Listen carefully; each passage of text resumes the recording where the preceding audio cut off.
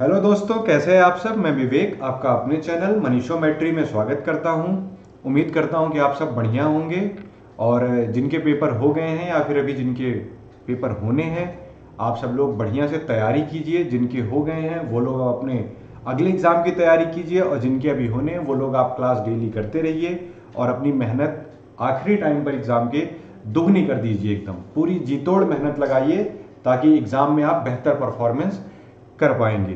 तो चलिए दोस्तों, बिना किसी टाइम वेस्ट के हम चलते हैं आज के अपने अगले क्लास की तरफ। जैसा कि मैं आपको बता दूं, आज आपका हिस्ट्री स्पेशल क्लास है जिसमें आपको मेडिवियल हिस्ट्री से जो भी महत्वपूर्ण क्वेश्चन बनते हैं दोस्तों, वो आज हम आपको कराएंगे।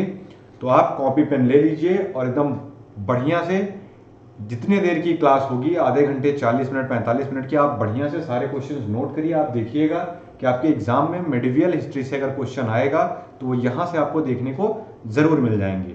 तो चलिए दोस्तों, आज की क्लास शुरू करते हैं हम इस कोटेशन के साथ मोटिवेशनल।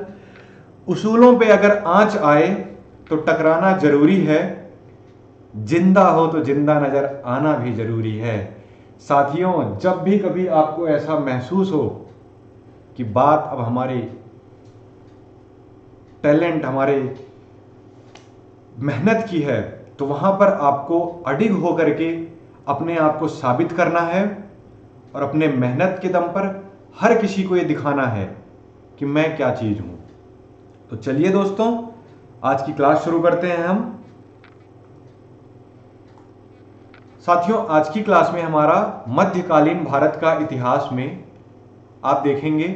तो आज मैं आपको दिल्ली सल्तनत, मामलूक राजवंश या फिर जिनको हम गुलाम वंश बोलते हैं, जिनका टाइम पीरियड 1206 से 1290 तक है, खिलजी वंश 1290 से 1320, तुगलक ये आपका 1320 से 1414, सैयद ये आपका 1414 से 1451, और लोदी या अफगान जो भी आप बोलिए 1451 से 1526। और 1526 में ही साथियों मुगल साम्राज्य की स्थापना बाबर के द्वारा की जाती है। तो चलिए पहले में हम देखते हैं स्टार्टिंग से। ये हमारे 5 डायनेस्टी दिल्ली सल्तनत के अंदर आती हैं, मामलूक, खिलजी, तुगलक, सैयद और लोदी। तो आज हम इन पांचों डायनेस्टी से जो भी महत्वपूर्ण क्वेश्चन बनेंगे वो हम आपको करा देते हैं। आपके एग्जाम में यहाँ से 2-3 क्वेश्चन देखने को मिलते हैं, तो आप बढ़िया से इनको तैयार करिएगा और अच्छे से तैयारी करके आप एग्जाम में जाइएगा। डेफिनेटली आपको यहाँ से क्वेश्चंस देखने को मिलेंगे। तो चलिए साथियों, सबसे पहले मैं बात करता हूं अगर अर्लियर मिडिवियल की या फिर पूर्व मध्यकालीन। साथियों, ये वो टाइम पीरियड होता है जब आपका दिल्ली सल्तनत शुरू नहीं हुआ था। इस टाइम पीरियड को डिवाइड किया गया है 712 से 1200 एडी, 712 एडी से 1200 एडी के बीच में अर्लियर मिडिवियल या फिर पूर्व मध्यकालीन जो है ये आपका समय डिफाइन किया गया है। अगर मैं बात करूं साथियों आपसे, तो आप याद रखिएगा कि इसमें 3 आक्रमणकारी आते हैं। यहां पर 3 आक्रमणकारी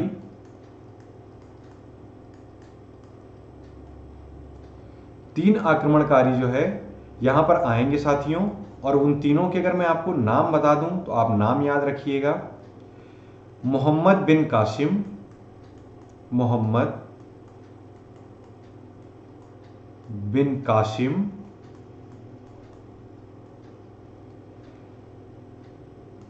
महमूद गजनवी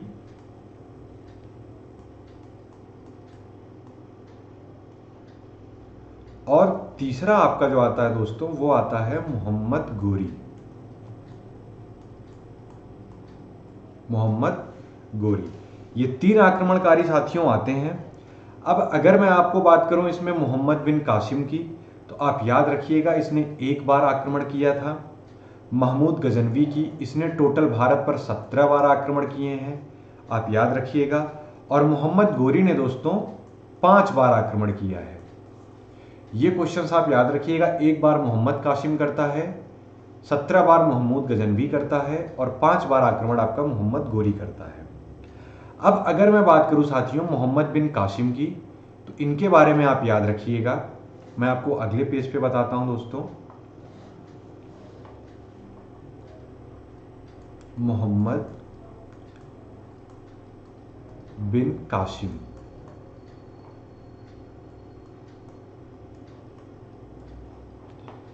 आप याद रखना साथियों, ये ईरान से आया था। ये कहाँ से आया था? ईरान से आया था। और वहाँ पर राजा या फिर जो मतलब वहाँ पर जो राजा होते हैं उनको खलीफा बोला जाता है। आप ये भी याद रखिएगा, खलीफा। खिलाफत मूवमेंट जो हुआ था साथियों, अंग्रेज़ों ने ईरान में राजा की पदवी या फिर खलीफा की पदवी को ख़त्म करने के लिए खिलाफत मूवमेंट यहाँ भारत में भी चलाया गया था। तो आप याद रखिएगा कि वहाँ के राजा या जो सुप्रीम पावर होती है उनको खलीफा कहते हैं। और उस टाइम पर ईरान को ही फारस के नाम से जाना जाता था। किस नाम से? आप याद रखिएगा, फारस के नाम से ईरान को जाना जाता था। और अगर मैं बात करूं साथियों, इसने आक्रमण भारत पर कब किया था, तो आप याद रखिएगा 712 एडी में। 712 में ये आक्रमण करता है। और ये आक्रमण कहां पे करता है? तो आप याद रखना दोस्तों, सिंध पर आक्रमण करता है। सिंध पर इसका आक्रमण होता है। और उस टाइम दोस्तों सिंध का जो राजा था, आप याद रखिएगा, वो था दाहिर। दाहिर दोस्तों उस टाइम पर सिंध का राजा था। और इन सब के बारे में एक किताब है जिससे हमें पता चलता है, आप याद रखिएगा, कि उसका नाम है चचनामा। चचनामा किताब है जिसके द्वारा हमें इनके सही सही टाइम पीरियड के बारे में कुछ पता चलता है, चचनामा किताब से। और ये 712 में सिंध पर आक्रमण किया था और सिंध का राजा उस टाइम पर दाहिर था, आप याद रखिएगा। और अगर मैं बात करूं साथियों कि ये आया कहाँ से था, तो ईरान से। और इससे को किस नाम से जाना जाता था? फारस। और वहाँ के राजा को क्या कहते थे? खलीफा कहते थे। एक क्वेश्चन साथियों मोहम्मद बिन कासिम से आपका और बनता है, आप याद रखिएगा, कि सबसे पहले जजिया कर आपने जो सुना होगा, जजिया कर सबसे पहले मोहम्मद बिन कासिम ने ही लगाया था। जजिया कर सबसे पहले मोहम्मद बिन कासिम ने ही लगाया था। तो साथियों यहाँ से आपके मोहम्मद बिन कासिम से क्वेश्चंस बनते हैं, आप इनको नोट कर लीजिएगा। मोहम्मद बिन कासिम ईरान से आया था, जो पहले फारस के नाम से जाना जाता था। 712 में सिंध पर आक्रमण करता है और सिंध का राजा उस टाइम पर दाहिर था। और चचनामा किताब है जिसके द्वारा हमें इसके आक्रमण वगैरह के बारे में पता चलता है। और सबसे पहले जजिया कर जो है वो मोहम्मद बिन कासिम ने ही लगाया था। चलिए दोस्तों, हम अगले रूलर की बात करते हैं। तो साथियों अगला रूलर मैंने आपको बताया था कि वो आया था महमूद गजनवी। ये साथियों मैं आपको पूर्व मध्यकालीन के बारे में करा रहा हूँ, दिल्ली सल्तनत अभी नहीं शुरू हुई है। मैंने आपको दिल्ली सल्तनत शुरू करने के पहले ये सोचा कि पहले आपको मैं बेसिक तैयार करवा दूँ, जहाँ से आपको समझने में थोड़ा आसानी होगी। और दोस्तों ये जितने भी पॉइंट्स बता रहा हूँ आपको, ये सारे आपके एग्जाम पर्पज से बहुत ही महत्वपूर्ण है। तो आप इनको हर एक पॉइंट को नोट रखिएगा और एग्जाम में आपसे यहीं से पूछेगा, ये डेफिनेटली श्योर है आपके एग्जाम में। तो चलिए अब अगर मैं बात करता हूँ साथियों महमूद गजनवी के बारे में, तो आप महमूद गजनवी के जितने भी काम हैं या फिर जो जो इनके टाइम पे हुआ है, आप सारे पॉइंट्स को नोट कर लीजिएगा। साथियों अगर मैं बात करूँ तो इसने 17 बार आक्रमण किया था। सबसे पहला आपका यहाँ से क्वेश्चन बन सकता है कि महमूद गजनवी ने कितनी बार आक्रमण किया था, तो आप याद रखिएगा 17 बार आक्रमण किया था। और ये आया कहाँ से था दोस्तों, तो ये गजनी से आया था। कहाँ से आया था साथियों? गजनी से आया था। और ये कहाँ पर है, तो आप याद रखना दोस्तों, अफगानिस्तान में। अब मैं बात करूं साथियों, तो ये गजनी में किस राजा का बेटा था, ऐसा कुछ भी आप याद रखिएगा, कभी कभी पूछ लेता है। तो सुबुक्तगीन, आप याद रखिएगा, सुबुक्तबीन का ये लड़का था, सुबुक्तबीन का बेटा था ये। आप याद रखना दोस्तों, सुबुक्तगीन का ये बेटा था। और इनको इसने मार करके गद्दी पर बैठा था। ये अपने पिताजी को ये मार करके गद्दी पर बैठता है। तो ये भी आप याद रखिएगा, सुबुक्तगीन का बेटा था और गजनी से आया था और 17 बार इसने आक्रमण किए थे। अगर साथियों मैं बात करूं कि ये गद्दी पर कब बैठा, तो आप याद रखिएगा डेट 1998 एडी में ये गद्दी पर बैठता है। और 1000 एडी से 1027 एडी तक, ये साथियों आप देख लीजिए 27 सालों में इसने 17 बार भारत पर आक्रमण किया है। ये भारत का आक्रमण है साथियों, 1000 से 1027 के बीच में ये 17 बार आक्रमण भारत पर करता है। और जो इसका सबसे मतलब फेमस या फिर आप कह सकते हैं महत्वपूर्ण आक्रमण है, वो आप याद रखिएगा कि 1025 में ये आक्रमण करता है सोमनाथ मंदिर पे। सोमनाथ मंदिर पर यह आक्रमण करता है, आप याद रखिएगा 1025 AD पे। और वहां से साथियों इसने नियर अबाउट 700 मन सोना और 28,000 किलो चांदी या गोल्ड, सॉरी दोस्तों गोल्ड, हाँ आप याद रखिएगा कि ये आपका, हाँ 700 मन सोना, ये टोटल साथियों आपका हो जाएगा 28,000 किलो गोल्ड के नियर अबाउट। ये इतना सोना वहां से लूट के ले जाता है।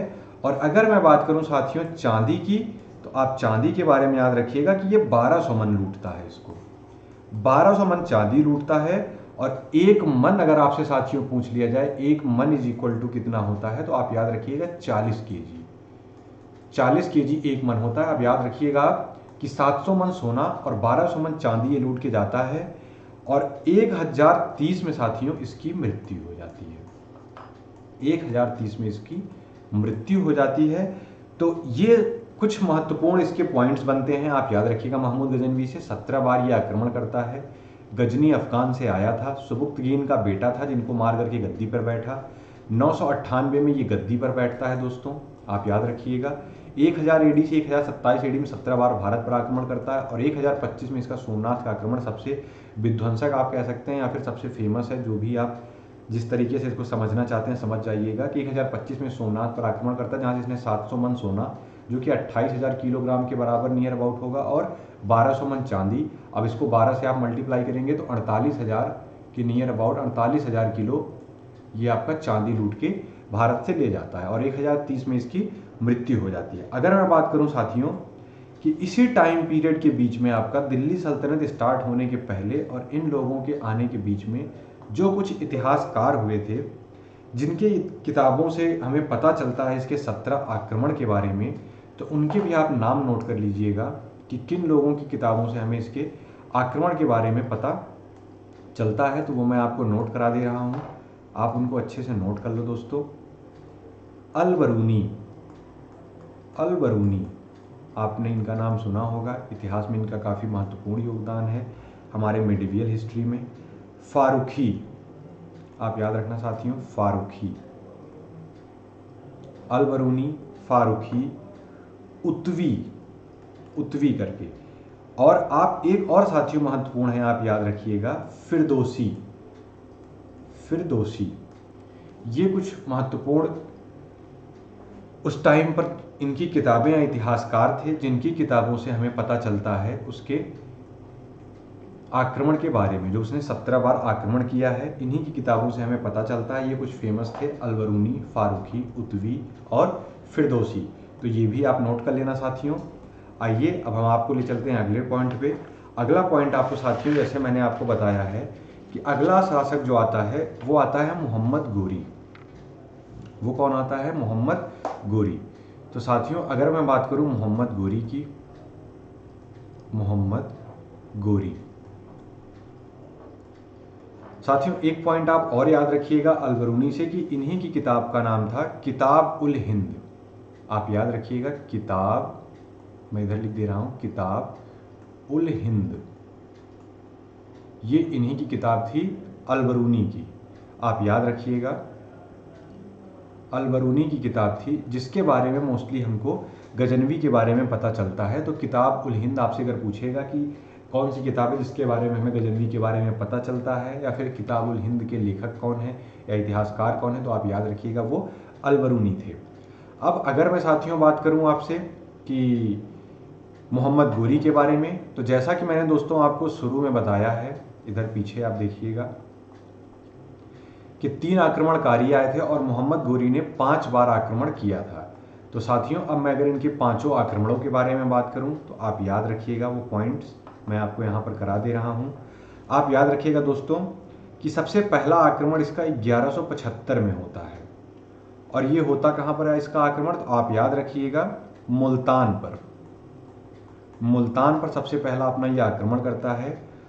और उसके बाद दूसरा इसका आक्रमण होता है साथियों 1178 में।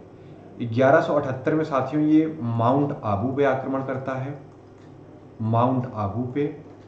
अगर मैं बात करूं दोस्तों 1191 के बारे में, तो आप याद रखिएगा कि ये आपका इतिहास में भी बहुत इंपॉर्टेंट डेट है, तराइन का युद्ध, तराइन का पहला युद्ध, तराइन का पहला युद्ध, ये आपका 1191 में। अगर साथियों मैं इसके नेक्स्ट बात करूं तो आप याद रखिएगा जस्ट इसके अगले ही साल 1192 में ये तराइन का दूसरा युद्ध भी लड़ता है, तराइन का दूसरा युद्ध, सेकेंड बैटल ऑफ तराइन। अगर मैं बात करूं साथियों इसके आखिरी युद्ध की, तो आप आखिरी यहां नोट कर लीजिएगा, मे भी आपको नीचे ना दिखे, तो 1194 का, और ये इसका युद्ध होता है चंदावर का युद्ध, बैटल ऑफ चंदावर, चंदावर का युद्ध। अब साथियों आपसे ये युद्ध के बारे में एग्जाम में पूछ सकता है, तो ये दोनों तो आपके मोस्टली यूपीएससी जैसे एग्जामों में आते हैं, बट आपके तराइन का और तराइन का दूसरा युद्ध और चंदावर का ये आपके एग्जाम में आ जाता है। साथियों बात करूं तराइन का पहला युद्ध, तो आप याद रखिएगा कि ये किसके विरुद्ध हुआ था, पृथ्वीराज चौहान के, आप याद रखिएगा पृथ्वीराज चौहान और मोहम्मद गोरी। साथियों बात करूं मैं दूसरा युद्ध, तो आप याद रखिएगा ये भी पृथ्वीराज चौहान, ये भी पृथ्वीराज चौहान। चंदावर के युद्ध में साथियों आप याद रखिएगा कि ये जयचंद के बीच में हुआ था, जयचंद, जयचंद, और ये साथियों उस टाइम पर कन्नौज का राजा था, कहाँ का, कन्नौज का। आप ये पॉइंट भी नोट करिएगा, इधर आपको मैंने यहाँ दिख नहीं रहा है, आप ऐसे नोट कर लीजिए, मैं बोल दे रहा हूँ, जयचंद कहाँ का शासक था, कन्नौज का। तो ये कुछ पॉइंट साथियों बनते हैं। अच्छा, इनका जो युद्ध हुआ था मोहम्मद गोरी का, इनकी सबसे खास बात साथियों आप याद रखिएगा कि ये 1175 वाले में विन होता है, इसकी जीत होती है, फिर ये माउंट आबू वाले में ये हार जाता है, लॉस्ट, फिर साथियों ये तराइन का पहला बैटल भी ये हार जाता है, फिर तराइन का दूसरा युद्ध साथियों ये जीत जाता है, और चंदावर का युद्ध भी साथियों ये जीत जाता है। तो इसकी विजय होती है तराइन का दूसरा चंदावर के युद्ध में, और बाकी के दो में ये हार जाता है, और पहला वाला भी इसका विजय था। अगर साथियों मैं बात करूं मोहम्मद गोरी से जुड़े हुए और इम्पोर्टेंट पॉइंट्स की, तो आप याद रखिएगा कि नालंदा विश्वविद्यालय जो आपका है, ये कभी कभी आपसे क्वेश्चन पूछ लेता है कि नालंदा विश्वविद्यालय में आग किसने लगाई थी। तो नालंदा विश्वविद्यालय में आप याद रखिएगा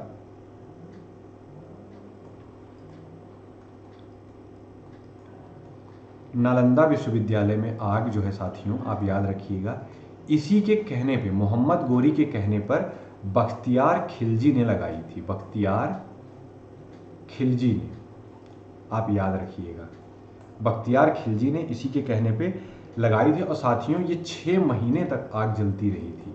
अभी मैं आपको जब बताऊंगा, हिस्ट्री जब अच्छे से पढ़ाऊंगा, तो आपको बहुत मजा आएगा। आज तो बस मेरा इतना ही मोटिव है कि आपके एग्जाम पर्पज से जो भी महत्वपूर्ण क्वेश्चन बन सकते हैं वो मैं आपको करा देता हूं। तो मोहम्मद गोरी के कहने पर बख्तियार खिलजी ने नालंदा विश्वविद्यालय में आग लगाई थी, जो कि 6 महीनों तक जलती रही थी। और कभी कभी साथियों आपसे एक क्वेश्चन और यहीं से बन जाता है कि सिक्कों पर मां लक्ष्मी का चित्र भी, आप याद रखिएगा, सिक्कों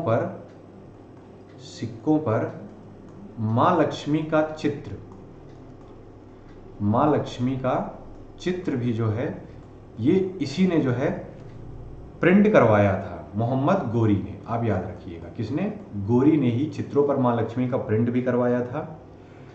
और नालंदा विश्वविद्यालय में आग लगवाई थी, बख्तियार खिलजी ने आग लगाई थी, इसी के कहने पर 6 महीने तक जलती रही। ये साथियों मैंने आपको बता दिया है। महमूद गजनवी के बारे में मैंने आपको बताया, और मोहम्मद बिन कासिम की। तो साथियों यहाँ हमारा अर्लियर मतलब मेडिवियल, आप समझ सकते हैं अर्लियर मेडिवियल, पूर्व मध्यकालीन जो है यहाँ पर ख़त्म होता है। अब इसके बाद हमारी डेट आ जाती है साथियों 1206। और 1206 जैसा कि आपको पता है कि 1206 से 1526 ये टाइम पीरियड दिल्ली सल्तनत का होता है, जिसमें 5 डायनेस्टी आती हैं। मैंने बताया आपको, स्लेव डायनेस्टी, गुलाम वंश, Khilji dynasty, Tughlaq dynasty, Syed dynasty और लोदी डायनेस्टी। ये 5 डायनेस्टी साथियों आपकी आती हैं, जिनमें अगर मैं आपको इनका टाइम पीरियड बता दूं तो आप टाइम पीरियड अच्छे से नोट कर लीजिए। मैं इधर मेंशन कर दे रहा हूं कि कौन सी डायनेस्टी का टाइम पीरियड कितना रहा, आप नोट कर लीजिएगा अच्छे से। सबसे पहले साथियों मैं बात करता हूं गुलाम वंश की। इसी के बाद साथियों आपका आता है, मैं क्रम वाइज लिखता हूं, आप नोट कर लीजिएगा, खिलजी।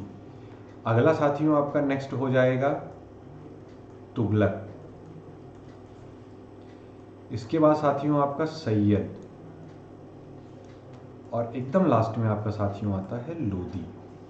ये कुछ आपकी 5 डायनेस्टी आती हैं। अगर साथियों मैं बात करूं लोदी वंश का, तो आप याद रखिएगा 1206 से 1290 के बीच में, इतने टाइम तक लोदी मतलब गुलाम वंश का शासक होता है। 1290 से दोस्तों 1320, ये नियर अबाउट 30 साल के करीब में ये खिलजी वंश का होता है। और तुगलक की बात करूं दोस्तों मैं, तो 1320 से लेकर के 1414 तक ये आपका सबसे ज़्यादा टाइम तक रूलर मतलब राज करने वाली अगर कोई डायनेस्टी है दिल्ली सल्तनत में, तो आप याद रखिएगा वो तुगलक डायनेस्टी है। और सैयद की अगर साथियों मैं बात करूं तो 1414 से लेकर के, नहीं साथियों यहाँ आप थोड़ा सा करेक्ट कर लीजिएगा, 1290 से 1320 खिलजी, 1320 से 1414, ठीक है सही है। 1414 से साथियों 1450 ये आपका है सैयद का। और 1450 से दोस्तों 1526 ये आपका होता है लोदी डायनेस्टी का टाइम पीरियड। चलिए दोस्तों, अब हम बिना किसी टाइम वेस्ट किए आगे बढ़ते हैं और फटाफट इनके रूलरों के बारे में हम देखते हैं किसका क्या टाइम पीरियड रहा। आप याद रखिएगा गुलाम वंश, मामलूक वंश, ये सारे आपके इसी वंश को कहा जाता है। और अगर साथियों मैं बात करूं कि इसकी स्थापना, तो आप याद रखिएगा कि कुतुबुद्दीन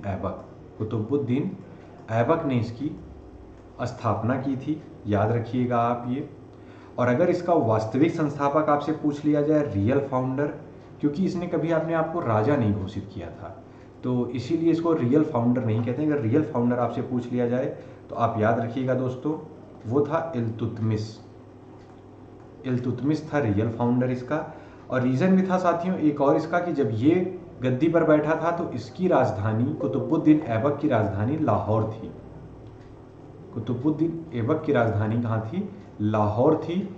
और दिल्ली को राजधानी ट्रांसफ़र करने का श्रेय जाता है इल्तुतमिश को, तो इसीलिए दिल्ली सल्तनत का रियल फाउंडर भी इल्तुतमिश को ही बोला जाता है। और पहला सुल्तान साथियों था इल्तुतमिश, जो दिल्ली सल्तनत पर बैठा था। अब अगर मैं साथियों बात करूं कि इल्तुतमिश के बारे में, तो आप याद रखिएगा कि इल्तुतमिश ने 2 तरीके के सिक्के चलाए थे, जिसमें से एक टंका था, ये चांदी का सिक्का था। ये आपसे क्वेश्चन पूछता है, चांदी का सिक्का था, आप याद रखिएगा। और दूसरा आपका साथियों इसी के साथ उसने चलाया था जीतल, और ये साथियों आपका तांबे का था, तांबे का सिक्का। तो ये कुछ इंपॉर्टेंट इनसे साथियों सिक्के थे जो इल्तुतमिश ने चलाए थे, टका, चांदी का सिक्का और जीतल। साथियों ये क्वेश्चन पूछता है कि टका या फिर जीतल जो है ये आपके सिक्के कौन चलाया था, कौन सा रूलर, तो आप याद रखिएगा कि वो रूलर था इल्तुतमिश। अब अगर साथियों पहले इल्तुतमिश के बारे में बात करने से पहले मैं बात करूंगा आपसे कुतुबुद्दीन ऐबक के बारे में, तो आप याद रखिएगा कि दिल्ली सल्तनत में पहली मस्जिद दिल्ली सल्तनत में वो बनवाई थी कुतुबुद्दीन ऐबक ने। ये किसने बनवाई थी? मैंने आपको बताया कि वो बनवाई थी आपकी कुतुबुद्दीन ऐबक ने। उसका नाम था कुव्वत उल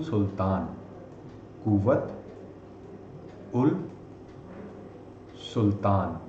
और ये है कहाँ साथियों? तो आप याद रखिएगा ये दिल्ली में है। और इसे बनवाया किसने था? तो मैंने आपको बताया वो ऐबक ने बनवाया था, ठीक है। और मैं बात करूं इनके काम के बारे में दोस्तों, तो 2.5 दिन का झोपड़ा, ये भी साथियों कुतुबुद्दीन ऐबक ने ही बनवाया था। और ये है कहाँ पे? तो आप याद रखिएगा ये अजमेर में है। अजमेर में 2.5 दिन का झोपड़ा और कुतुब उल सुल्तान मस्जिद जो दिल्ली में ऐबक ने ही बनवाई थी। और इन्हीं की साथियों चौगान खेलते टाइम घोड़े से गिर करके मौत हो जाती है। चौगान खेलते टाइम घोड़े से गिर करके इनकी मृत्यु होती है। तो आप ये भी याद रखिएगा कि ऐसा कौन सा रूलर था जिसकी चौगान खेलते टाइम मृत्यु हुई थी? तो आप याद रखिएगा कि कुतुबुद्दीन ऐबक था। और कुतुब मीनार को बनवाना शुरू कुतुबुद्दीन ऐबक ने ही किया था और ये पूरा करवाता है इल्तुतमिश जाकर के, ठीक है दोस्तों। तो ये कुछ क्वेश्चंस आपके यहाँ से बनते थे, मैंने आपको बता दिया, याद रखिएगा आप इनको अच्छे से। अगला रूलर आप साथियों यही एक छोटा सा पॉइंट बना करके नोट कर लीजिए, जो इनकी नेक्स्ट रूलर आती हैं वो आती हैं रजिया सुल्तान। रजिया सुल्तान, इनके बारे में आप याद रखिएगा। रजिया सुल्तान के, इनका टाइम पीरियड साथियों बहुत ज़्यादा टाइम नहीं था, 1236 में ये बैठती हैं और 1240 तक इनका टाइम पीरियड होता है गद्दी पे। और इनसे अगर आपसे कुछ पूछ लिया जाता है तो यही पूछता है कि पहली महिला शासिका कौन है जो दिल्ली सल्तनत पे बैठी थी, तो आप याद रखिएगा वो रजिया सुल्तान थी। पहली और आखिरी मुस्लिम महिला शासिका रजिया सुल्तान ही थी, आप याद रखिएगा। और पर्दा प्रथा को इन्होंने नहीं फॉलो किया था, ये भी आप याद रखिएगा कि पर्दा प्रथा को इन्होंने फॉलो नहीं किया था, पर्दा प्रथा को इन्होंने फॉलो नहीं किया था। और अगर मैं साथियों बात करूं आपसे कि इन्होंने कुछ जो है सिक्के चलाए थे रजिया सुल्तान ने, उनके बारे में आप याद रखिएगा कि इन्होंने जो है सिक्कों पर अपने सिक्के उन्होंने जो चलाए थे उनमें 3 प्रकार के इनके सिक्के थे। सिक्के 3 प्रकार के थे, जिसपे इन्होंने न्याय की रानी, इल्तुतमिश की बेटी और दिल्ली सल्तनत की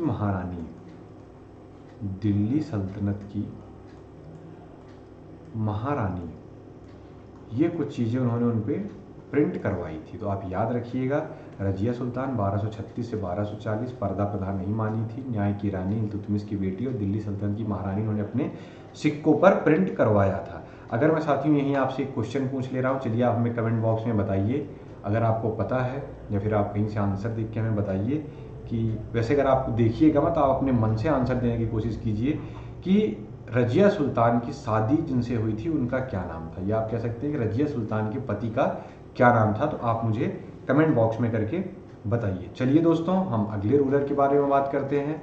तो अगला रूलर साथियों जो था वो था बलबन। अगर मैं साथियों बात करूं इसका टाइम पीरियड, तो आप बलबन का टाइम पीरियड याद रखिएगा कि 1265 से 1288 के बीच में ये बलबन का टाइम पीरियड था। और फारसी या फिर आप कह सकते हैं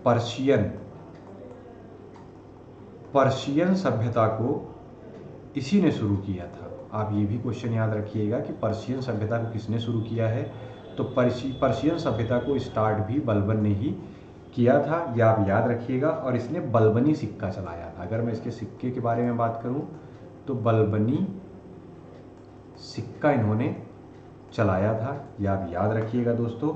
और लौ और रक्त की नीति भी बलबन के द्वारा चलाई गई थी। अगर मैं साथियों बात करूं कि इसके कुछ और भी इन्होंने कुछ चीज़ें स्टार्ट की थी, जिसमें थे सजदा और पैबोस। आपने सुना होगा इनके बारे में, सजदा और पैबोस। ये आप रखिएगा साथियों कि इसका मतलब होता है दंडवत प्रणाम। अगर कोई भी इनके दरबार में आता था, कुछ कहने से पहले इनको दंडवत प्रणाम करिए और इनके पैरों को चूमिए। ये प्रथा थी सजदा और पैगोस की, आप याद रखिएगा। और मंगोल के आक्रमण को इसने समाप्त कर दिया था। मंगोल के आक्रमण को बलबन ने समाप्त कर दिया था। तो ये कुछ इंपॉर्टेंट पॉइंट साथियों बनते हैं। आप याद रखिएगा कि एक बलबन ही ऐसा शासक था जो अपने दरबार में न हंसता था और न लोगों को हंसने की इजाज़त देता था, और उससे बातचीत सिर्फ उसका वजीर कर सकता था।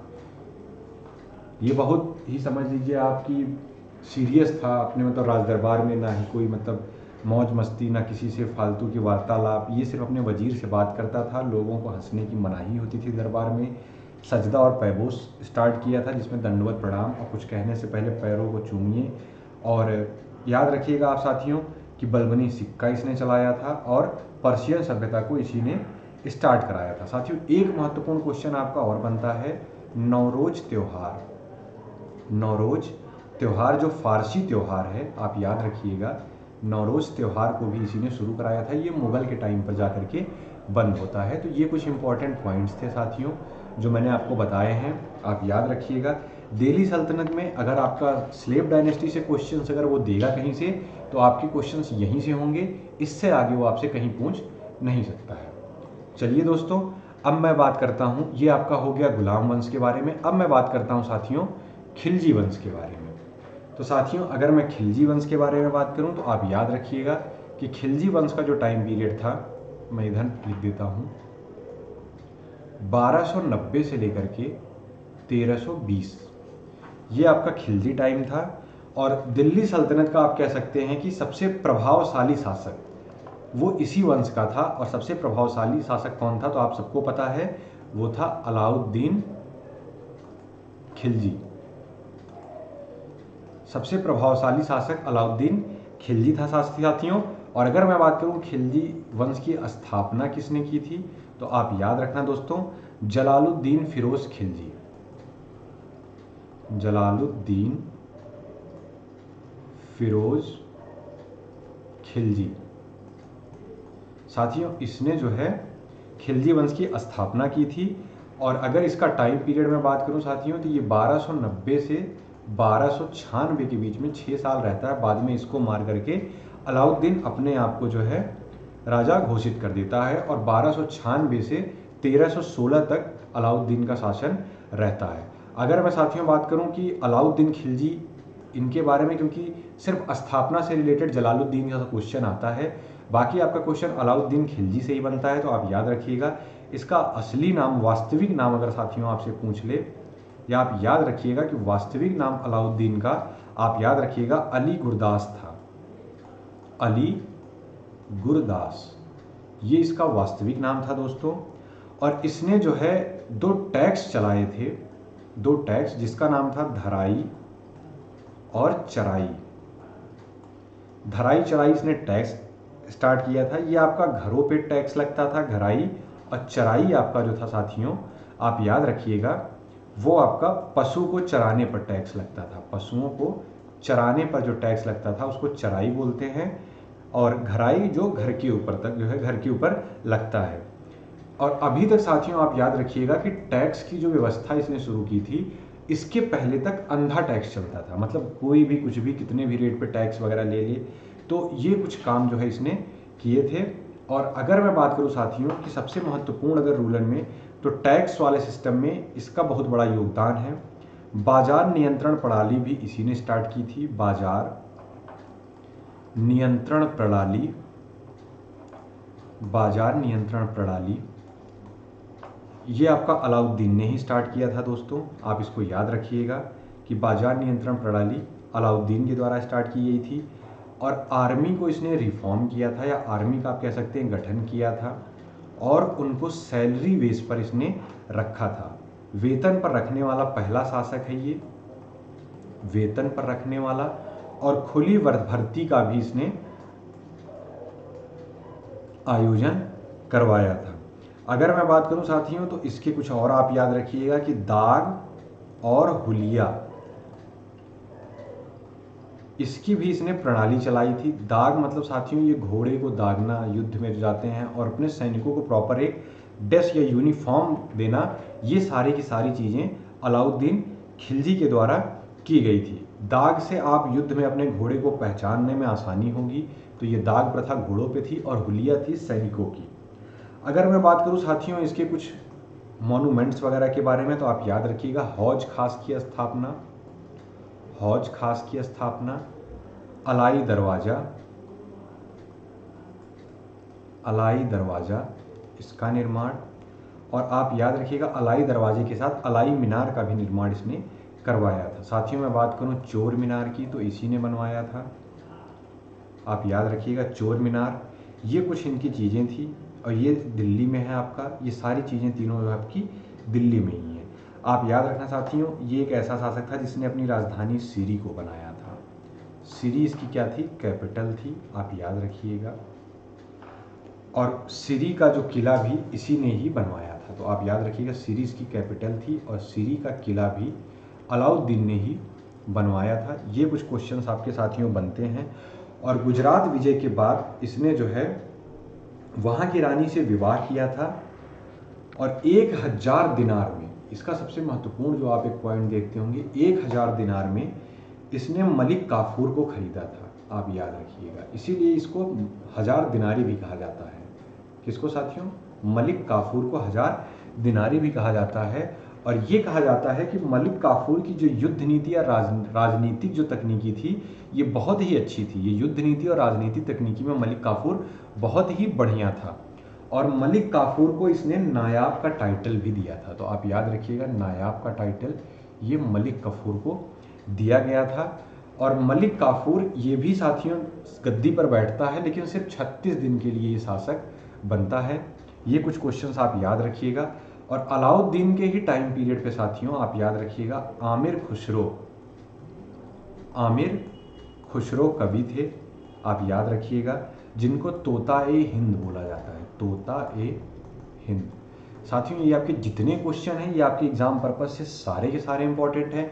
कभी कभी पूछ लेता है सितार का आविष्कार किसने किया था, तो आप ये भी याद रखिएगा सितार का आविष्कार भी आपका आमिर खुसरो ने नहीं किया था। और तोता ये हिंद इनको कहने का क्या मतलब था कि ये किसी भी बात को कविताओं में कह सकते थे, तो इसीलिए इनको तोता ये हिंद भी कहा जाता है। और ये तो बात तो साथियों बात हो गई कि सितार की। अगर आपसे पूछ लिया जाए सबसे पहले इतिहास में किस यंत्र का आविष्कार हुआ था, तो आप याद रखिएगा वो थी वीणा। वो क्या थी? वीणा थी। तो आप इसके बारे में भी याद रखिएगा, ये क्वेश्चन आपसे पूछ सकता है। और वैसे तो साथियों आमिर खुसरो के बारे में एक पॉइंट आप और नोट रखिएगा, आमिर खुसरो को 10 राजाओं का संरक्षण प्राप्त था, लेकिन जो इसका टाइम पीरियड आपसे अगर पूछेगा तो आप याद रखिएगा अलाउद्दीन खिलजी के साथ आप ऑप्शन में जाइएगा, अलाउद्दीन खिलजी इसका सही आंसर होगा। तो साथियों यहाँ से कुछ इंपॉर्टेंट क्वेश्चन बनते थे आपके। बाजार नियंत्रण प्रणाली, 1000 दिनारी मलिक काफूर को इसने गुजरात विजय के बाद खरीदा था और उसको नायाब का टाइटल दिया था। वेतन पर रखने वाला आर्मी को खुली भर्ती का आयोजन, हौज खास, अलाई दरवाज़ा, चोर मीनार, इन सब की स्थापना अलाउद्दीन खिलजी ने करवाई थी, आप याद रखिएगा। सिरी को कैपिटल बनाया था और सिरी का किला भी इसी ने बनवाया था। आप याद रखिएगा कि दाग और हुलिया प्रथा भी इसी ने शुरू की थी। आमिर खुसरो इसके दरबार में कवि थे। तोता हिंद इसलिए कहा जाता था क्योंकि वो हर बात को कविताओं में कह सकते थे और वो सितार बजाते थे, सितार का आविष्कार भी आप उन्हीं को कह सकते हैं। और वीणा सबसे इतिहास में सबसे पुराना है। आइए साथियों अब मैं बात करता हूँ तुगलक डायनेस्टी के बारे में। तो तुगलक डायनेस्टी से दोस्तों जो भी इंपॉर्टेंट क्वेश्चन बन सकते हैं, आइए उनके बारे में हम बात कर लेते हैं कि तुगलक डायनेस्टी से क्या क्वेश्चन बन सकता है। साथियों तुगलक डायनेस्टी की बात करूं तो 1320 से लेकर के 1414 ये टाइम पीरियड होता है तुगलक डायनेस्टी का। अगर मैं बात करूं इसकी स्थापना किसने की थी, तो आप कंफ्यूज मत होइएगा, वहाँ पर जलालुद्दीन खिलजी था और यहाँ पर गयासुद्दीन तुगलक है, गयासुद्दीन तुगलक। एक सेकंड साथियों, इसका टाइम पीरियड आप याद रखिएगा कि 1320 से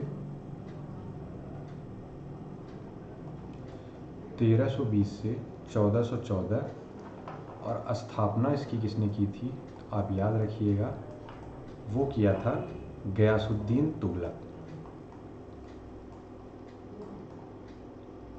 गयासुद्दीन तुगलक ने इसकी स्थापना की थी, आप याद रखिएगा।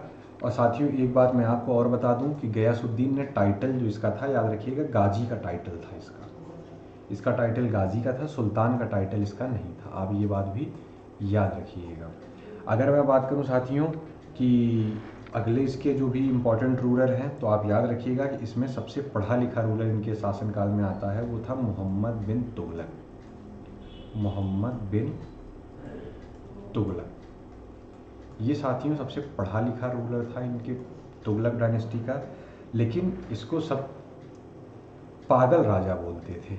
आप ये बात भी याद रखिएगा कि इसको सब पागल राजा बोलते थे, क्योंकि साथियों इसका रीज़न ये था कि ये कोई भी नीति जब लागू करता था अपने साम्राज्य पे तो वो असफल हो जाती थी मोस्टली, तो इसको पागल राजा या फिर रंगीला राजा, ये सारी चीज़ें आप याद रखिएगा कि ये मोहम्मद बिन तुगलक को ही बोली जाती है।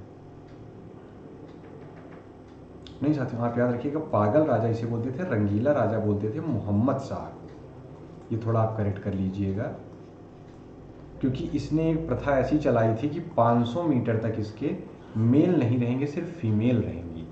तो ऐसा था मोहम्मद शाह का, और पागल राजा बोलते थे मोहम्मद बिन तुगलक को। और ये क्वेश्चन साथियों पूछता है आपसे कि देवगिरी को अपनी कैपिटल किसने बनाया था, तो आप याद रखिएगा वो मोहम्मद बिन तुगलक ने ही अपनी कैपिटल देवगिरी को बनाया था। और साथियों अगर मैं बात करूं टोकन वाली करेंसी को लागू करने वाला भी वो मोहम्मद बिन तुगलक ही है। टोकन की करेंसी, टोकन की करेंसी या फिर नोट वाली करेंसी आप कह सकते हैं, ये लागू करने वाला वही था, लेकिन ये सफल नहीं हुई थी। आप इसको भी याद रखिएगा, क्योंकि मैंने आपको स्टार्टिंग में बताया इसकी मोस्टली नीतियाँ सफल नहीं हुई थी।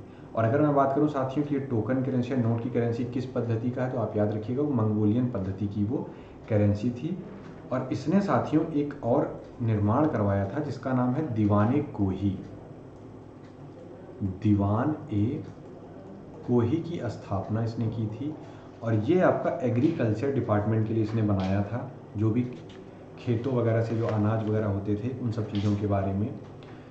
तो ये कुछ साथियों इनसे इंपॉर्टेंट क्वेश्चन हो गए। अब मैं यहीं बात कर लेता हूँ आपसे फिरोज शाह तुगलक की, क्योंकि अगर इनके मैं बारे में डीपली आपको पढ़ाऊँगा तो लेक्चर बहुत लंबा हो जाएगा। तो मेरा पर्पज़ यही है कि आपको एग्ज़ाम में जितने भी आपके इंपॉर्टेंट पॉइंट्स हो सकते हैं वो मैं आपको बताऊँ। अभी जब आपकी प्रॉपर क्लासेस जब ऑनलाइन शुरू हो जाएंगी, तब मैं आपको हर एक चीज़ बहुत अच्छे से तुगलक डायनेस्टी पढ़ाऊँगा, तो आपको बहुत मज़ा आएगी। क्योंकि आप जब अच्छे से आपका कॉन्सेप्ट जब दोस्तों क्लियर होगा, तो फिर आपको हिस्ट्री और भी मज़ेदार लगेगी।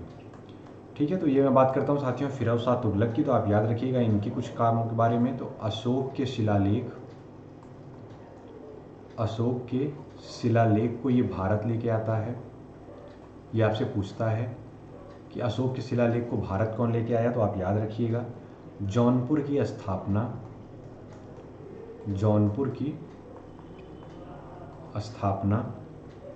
और जिसे भारत का सिराजे हिंद बोलते हैं, भारत का सिराज ए हिंद, ये आप याद रखिएगा साथियों। ये तुगलक फिरोज शाह तुगलक को नहीं, जौनपुर को बोला जाता है। भारत का सिराजे हिंद किसे कहा जाता है, जौनपुर को।